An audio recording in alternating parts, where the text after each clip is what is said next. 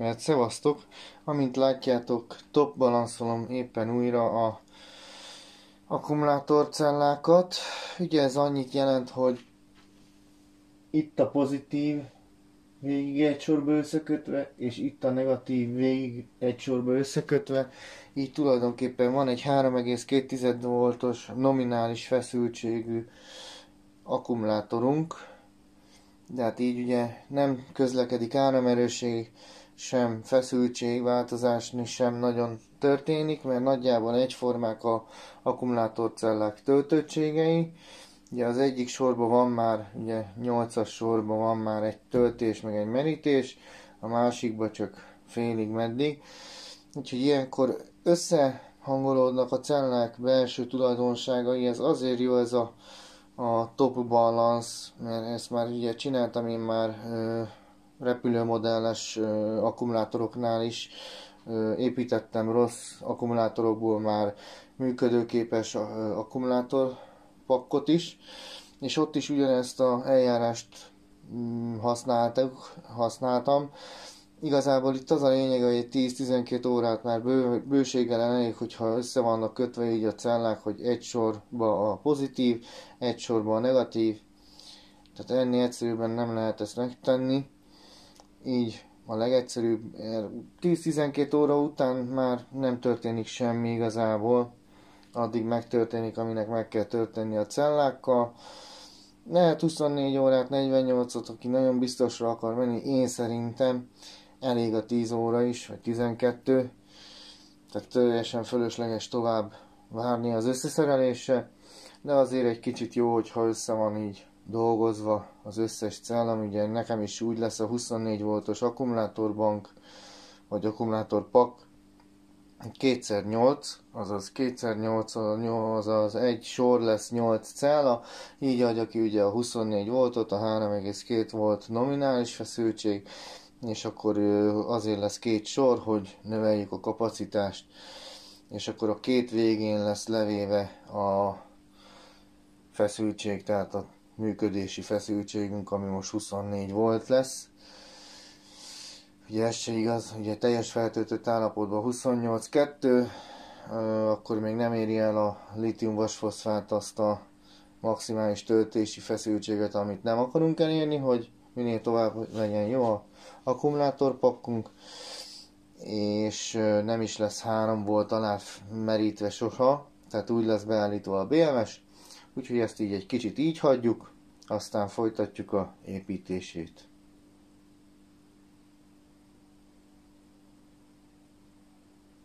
Szóval akkor szedjük szét a top balanszolt cellákat, mivel hogy itt most segítséget kaptam a szerelésben. Itt lehet, hogy a további részekben alámondással fogom elmondani, hogy mi történik. Ahogy látjátok, a 16 cella szépen párhuzamosan össze van kötve az összes pozitív, az összes negatív. Ugye ez a top balanszolás, sokan misztifikált a dolognak mondják ezt a történetet, de én nekem eddig minden akkumulátorcella csomagnál bevált, úgyhogy most is így csinálom. Ugye, hogy elkerüljük a rövidzárlatot, azért érdemes a különböző porosításokat letakarni, nehogy valami is véletlenül is összeérintkezzen. És hát akkor kezdjük.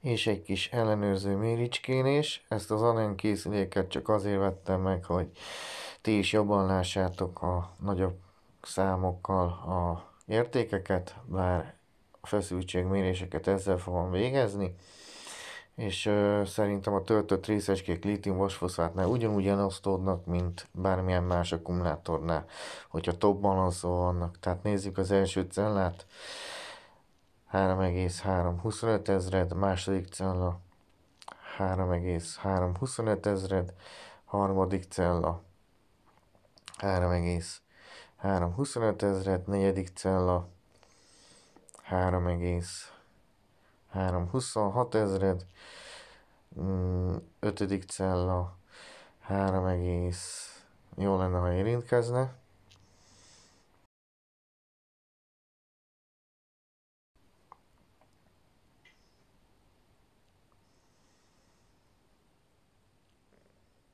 Tehát az ötödik cella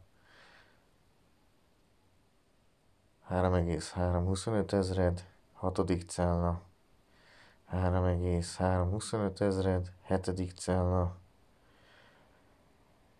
3,325 ezred, nyolcadik cella 3,325 ezred, kilencedik cella 3,326, tizedik cella 3,26,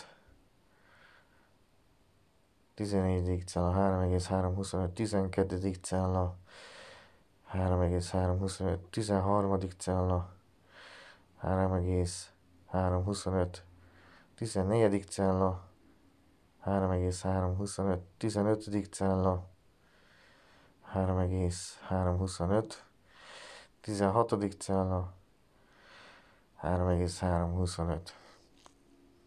És ha mégis szétcsúszna, majd a BMS elintézi a összemosását a dolgoknak megfelelően. És akkor, ahol most szétválasztjuk a két 8-as sort, az a két különböző idejű beszerzés, de teljesen egyformák. Az első sor az két ciklust lett használva, a második sor az a kamerához közelebbi, az az újabb beszerzés, de az csak egy ciklus lett használva, így nincs nagy különbség a cellák használtságát tekintve, úgyhogy folytathatjuk az építést.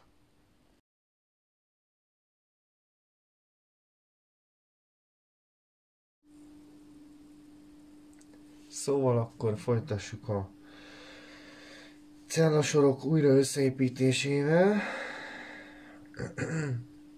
Ugye hát megy úgy, hogy 1-es, 2-es, 3-as, 4-es, 5-ös, 6-os, 7-es, 8-as. Ugye ezek már össze voltak egyszer rakva, mind a két sor, tesztelés céllal. Eddig jól vizsgáztak a cellák, de présnyomás alá kell helyezni. Úgyhogy menjen a 3 mm-es préslapok, idézőjelesen préslapok közé.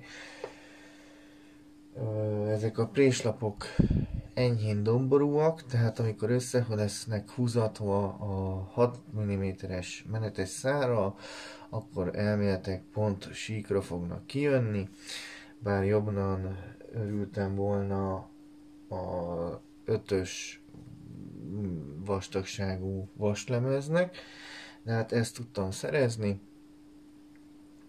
és hát ugye ez a szorító kengyel, ez így néz ki, 2 lap, 4 menetes szár, úgyhogy ezt most így elméletileg könnyen el tudom helyezni.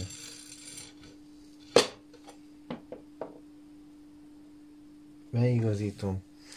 Ugye persze minden egyes érintkező felület közé mennek az FR4 lapok. Menetes szárakon tulajdonképpen menetrögzítővel fogom rögzíteni az anyát. És hát itt vannak az első cellasornak a FR4-es lapjai. Ugye ezek már voltak benne egyszer.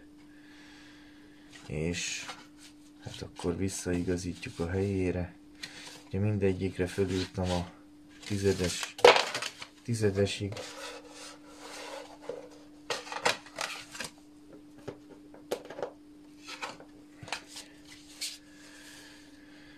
Ugye hát mindegyikre felírtam tizedes jeggyel, hogy melyik hány milliméter pontosságú, és a legnagyobbak,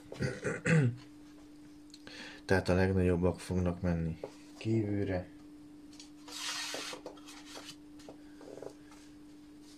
amik egy kicsit magasabbak, mint a többi, mondjuk 5 tizeddel, mert középre inkább a pontosabbakat fogom rakni.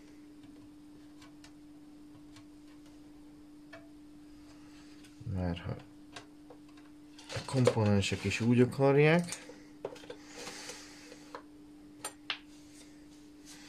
és a többi az még már 196 mm, ahogy látom.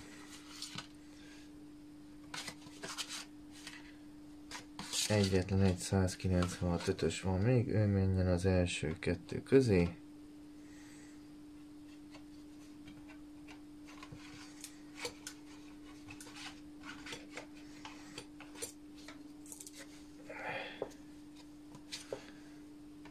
Menjen a 196-os következő kettes és a 3-as közé. Ugye azért a egyforma polaritásokat már azért valamilyen szinten levédtem.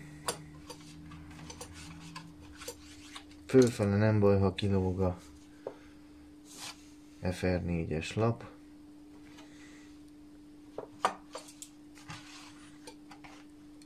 Igazából oldalra se baj, majd beigazítjuk, elosztjuk.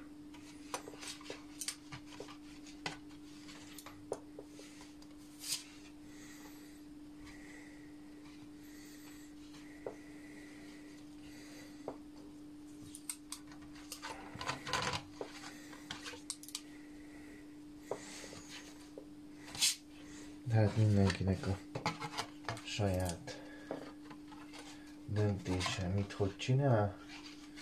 Nem olcsó ez a rohadt FR4 lap. Egyébként, megmondom, baromi drága.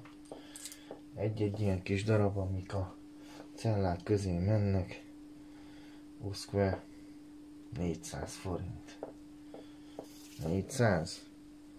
Hát 8000 forint volt 4 darab, azt ketté tudtam vágni, tehát 2 jött ki egyből, tehát egy cellára kijön bőséggel, ebből kellett 2, tehát 20 000 forint csak az FR4 lap. Hát igen, ez egy ilyen játszma. Úgyhogy még egy kicsit összeigazítom, aztán lehúzom az anyákat menetrögzítővel, oldhatóval persze, és amikor már minden be van igazítva, akkor úgy kell csinálni az egészet, hogy inkább a felsők legyenek jobban meghúzva, felső anyák, mint az alsók, mert akkor egy picit ilyen kicsit összetartó lesz, és ugye le lesz húzatva a gyors kötözővel, így hát nem fog tudni lefelé széthullani, mert ha meg fölfele nyitna, akár csak egy századot is, akár egy kicsi mozgás miatt is, ha már fölfele nyit a teteje, akkor már megindulhatnának a cellák ki. De ugye ezt nekünk meg kell akadályozni, hogy inkább lefele legyen terpesztőleg a anyákat meghúzással, anyáknak a meghúzása szempontjából, hogy inkább lefele akarjon széthullani, mint fölfele. Tehát ezt nyomaték kulccsal meg lehetne oldani jobban, de nekem ilyen nincs, ezt már nem vettem meg. 20 000 forintot sajnálok egy kisméretű precíziós nyomatékkulcsra, mert a olcsóbb nyomaték kijelzők, meg az ilyen adapterek, azok csak 5 Nm-től számolnak. Itt meg én szerintem pont az 5 Nm kéne, úgyhogy azt nem vettem meg, tehát akkor húzzuk le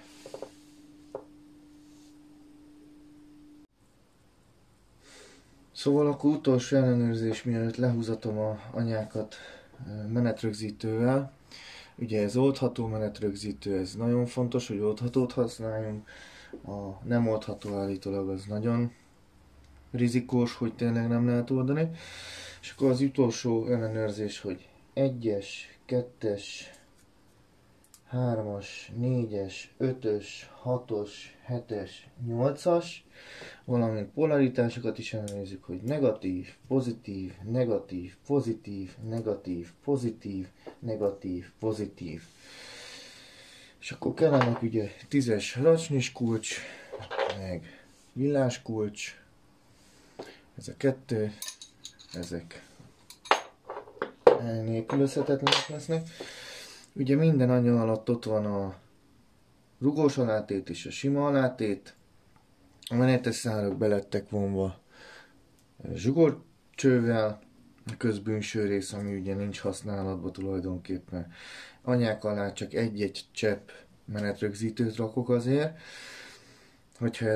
hogyha mégiscsak kellene esetlegesen valamikor szervizelni, amit nem hiszem, hogy fog kelleni, mert ezek igazából gondozásmentes akkumulátorok.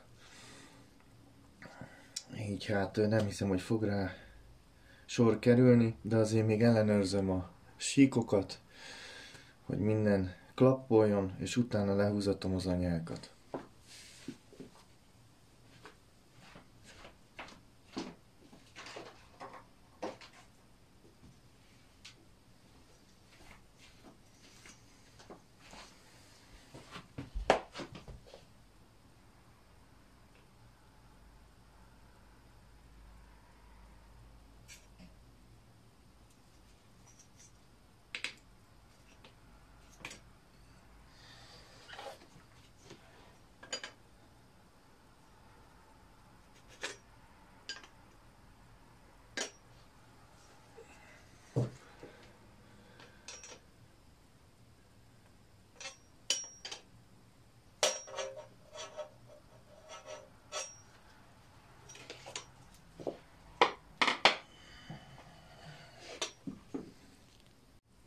Kicsit hátrébb hoztam a cellákat, mert ott nem voltak síkban. A síkot több helyen is ellenőrizhetjük. Akár rátehetjük, hogyha le van legalább egyféle polaritás le van takarva valahogy egy sík vonalzóval, mint ahogy én is teszem például, hogy ténylegesen egy vonalban legyenek a cellák, amennyire csak lehet pontosan. Itt azért erre figyelni kell szerintem, hogy túl nagy differencia ne legyen a középpontokba.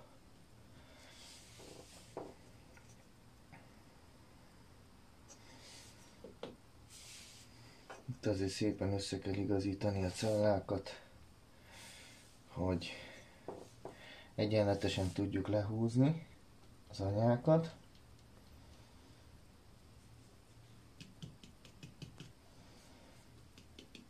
Picike kis kocogtatásokkal, és a menetes szárakkal együtt is lehet nézni az oldal síkot. Most már úgy nagyjából együtt vannak a oldalak futása. Még egy icipicit igazítunk rajta, ha kell, akkor egy kicsit átlóba is megtoljuk a dolgokat.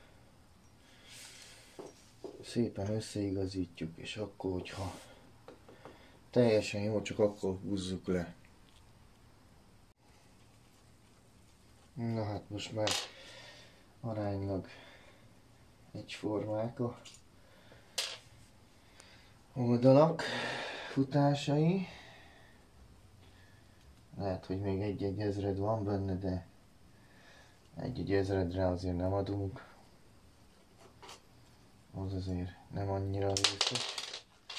És akkor most leszedem az anyákat, és kap alá mindegyik alá kap egy csöpp menetrögzítőt.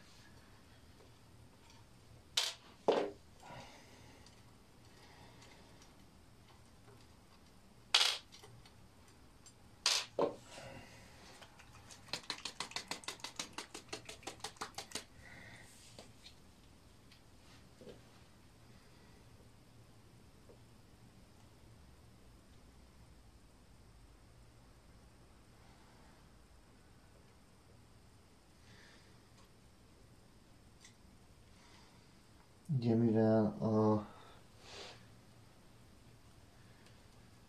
menetes szár nem rozsdamentes, a anya meg viszont rozsdamentes, így annyira jól nem fog kötni, de azért így is van értelme. Ha rozsdamentesre tenném, akkor még kevesebb értelme lenne a menetrögzítőnek. Elég, hogyha csak a menet felső részére kap egy csíkot, ahogy az anya rá lesz húzva, majd úgy is szétkeni szépen. Tényleg csak egy csöpp, és aztán visszakapatom az anyákat. Egyformán csak a menetes szár alsíkba.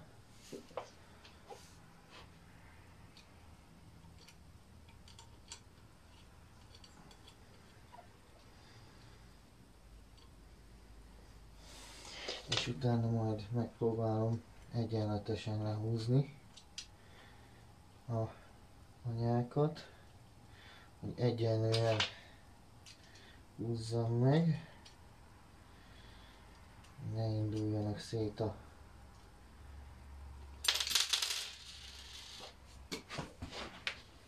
menetes szálak, mint ahogy most például.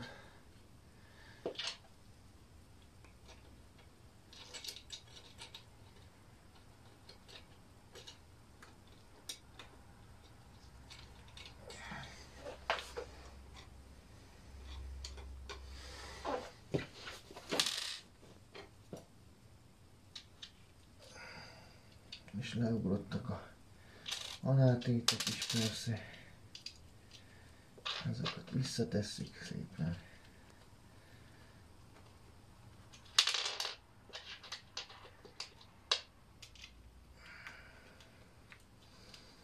Menetrögzítőnek 24-48 óra elég a kötéshez. Már ha visszamenne a anya, például itt,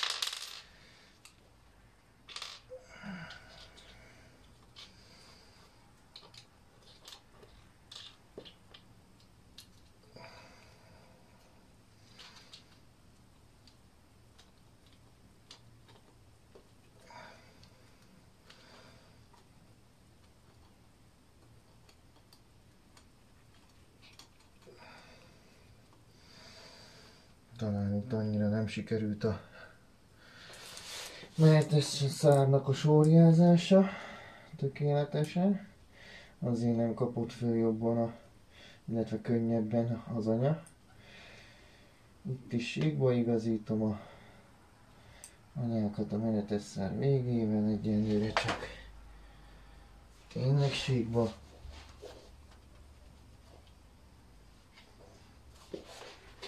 És akkor van még egy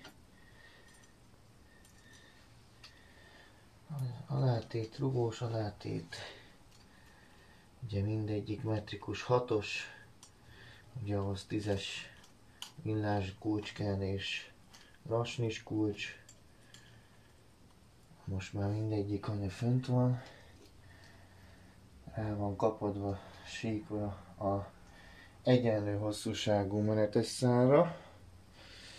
És akkor még egy utolsó igazítás, mielőtt elkezdem összehúzni.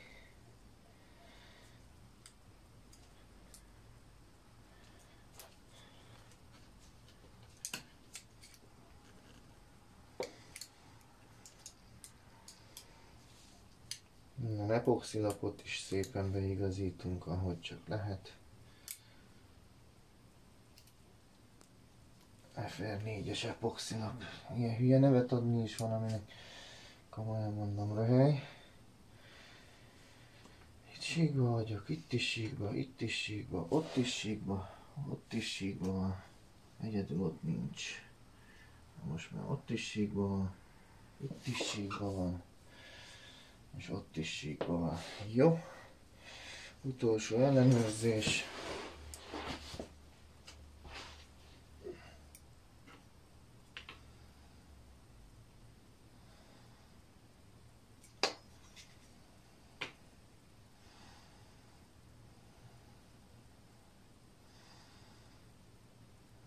Hát ez megfelelőnek tűnik.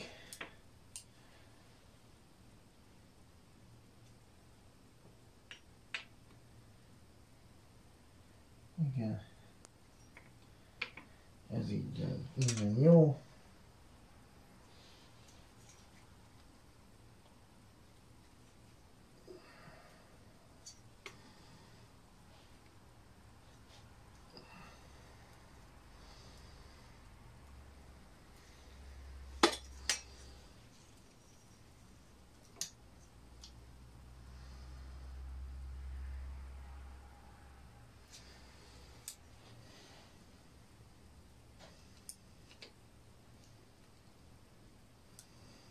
Nagyon kell figyelni, hogy rövidre ne zárjátok a pucellákat, de ez itt most megfelelően együtt vannak. A cellák oldalai szépen futnak egymással, lent van minden.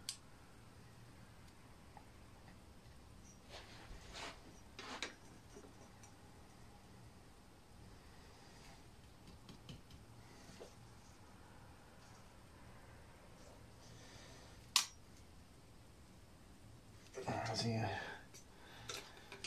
a csavarok meghúzása közben is kell majd egy kicsit igazítani, de egyenlőre ezek így most jónak tűnnek.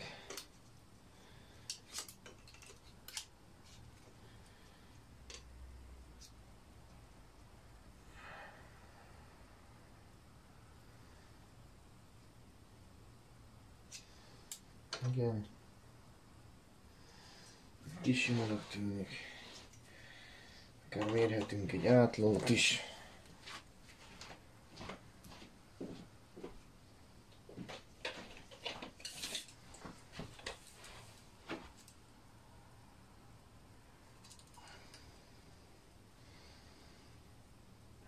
...327 mm.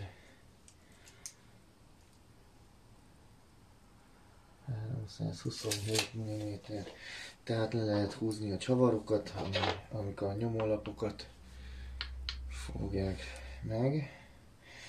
És hát megpróbáljuk átlósan húzni. 10-es kulccsal és a 10-es dugókulccsal.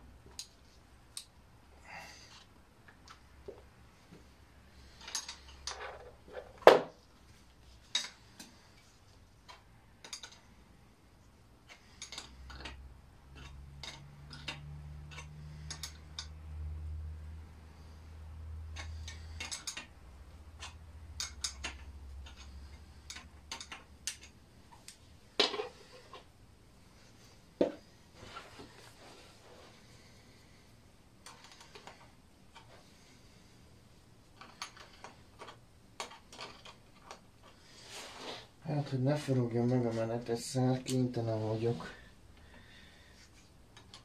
kombinált fogóval megfogni a menetes szárat, és úgy egyenlően lehúzatni a 2-3 mm-re, mindkét végénél, hogy annyit lógjon ki.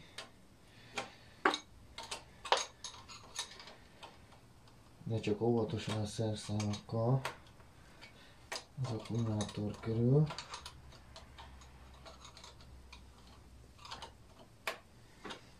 Mert hogyha itt valami letestel, akkor vannak a problémák. Addig nincsen probléma, amíg nem testelne semmivel. Amint letestel valami olyannal, amivel nem kéne, akkor már bajok vannak.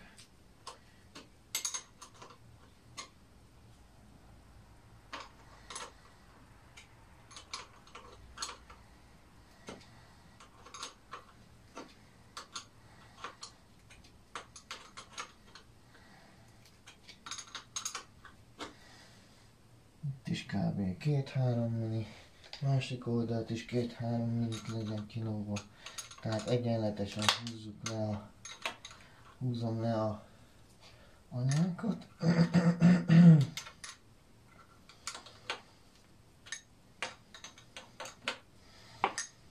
Legalábbis igyekszem egyenletesen lehúzni minden végül.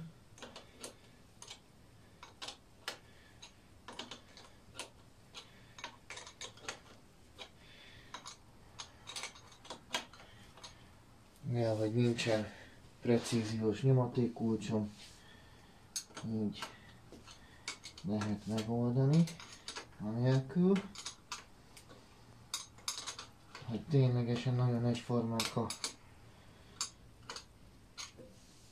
menetes szárak, és akkor úgy húzatom le, hogy a kilógást figyelve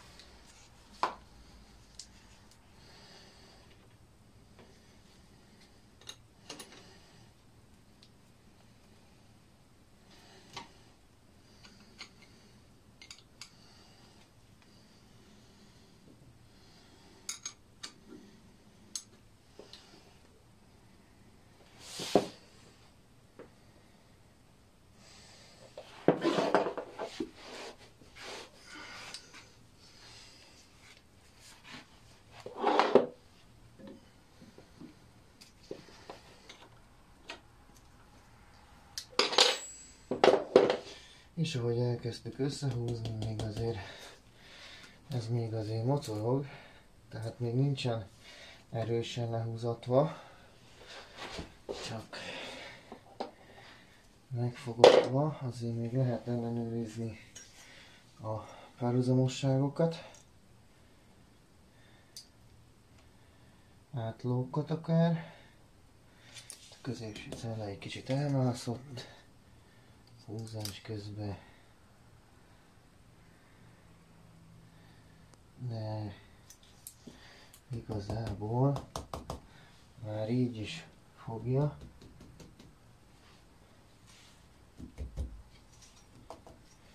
Elég szépen. A sík még mindig jó. Teljesen rendben van a sík.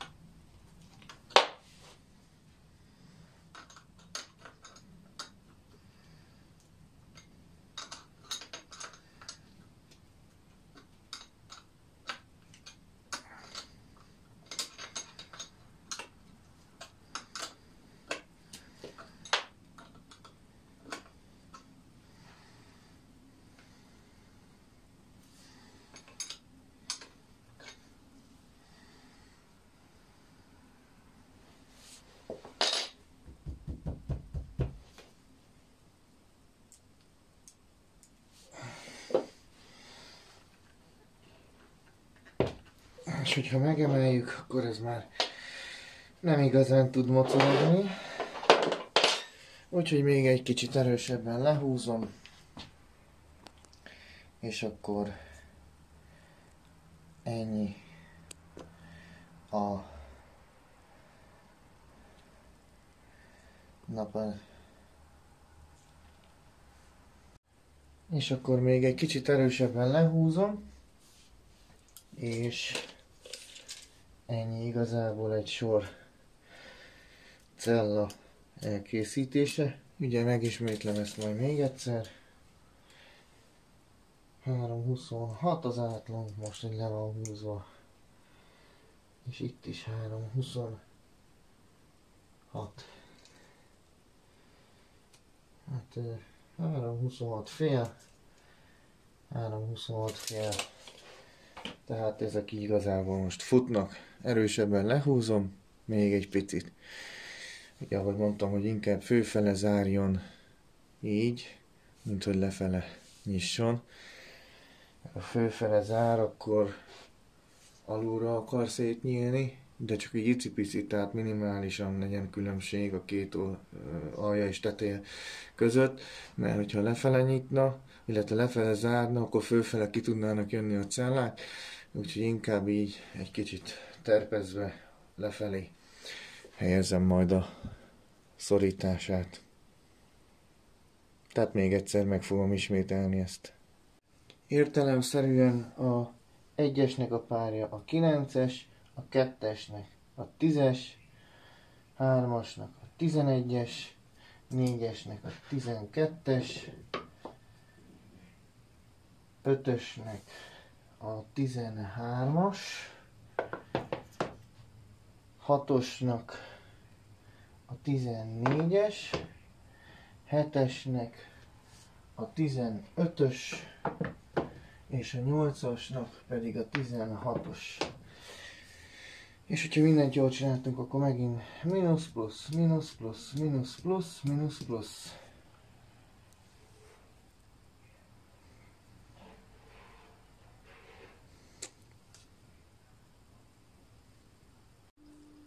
Tehát akkor csináljuk meg még egyszer.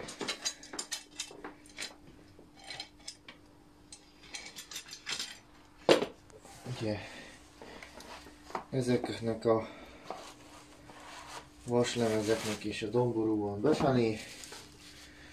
Ő hozzájuk is van, ehhez a sorhoz is van egy készlet. Epoxi FR4 lap, vagy FR4 epoxi lap. Előkészítve.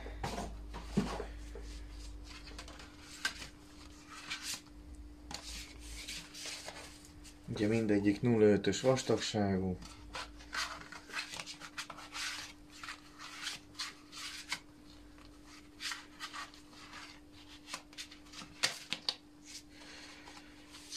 És ugye mindegyik közbe kell rakni, úgyhogy 1, 2, 3, 4, 5, 6, 7, 8, 9 darab kell egy sor akkumulátorhoz. Úgy lehet vele számolni. Ugye itt is a külsőket kicsit 5-10-del hosszabbra hagytam. Szélesség az szinte tökéletesen megvan. Itt is egy szélső 5-10-del magasabb, rá is van írva. Az egyszerűség kedvéért. Még egy 5-10-es.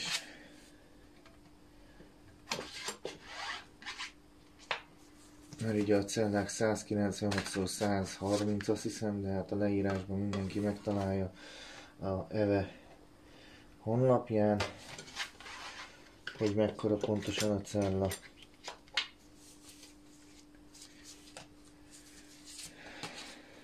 És akkor már többi az mind 196-os magassági méretű, azaz hosszú. És innentől csak be kell szórni őket tovább.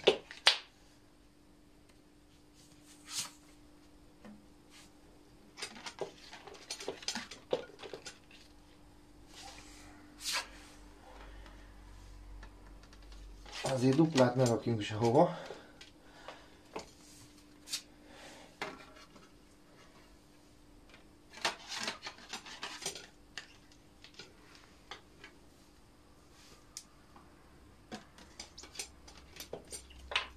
Így, és akkor ugyanúgy lehúzom, mint a másikat. Azt már nem rakom bele a videóba.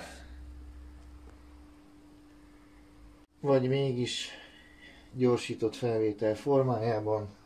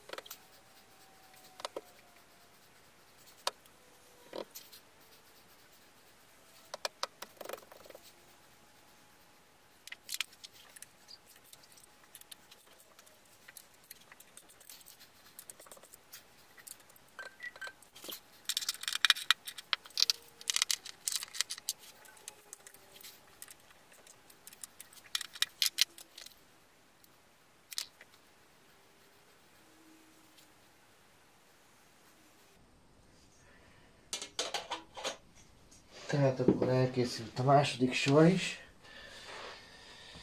Ezt most nem volt olyan könnyű összeigazítani, mint az elsőt.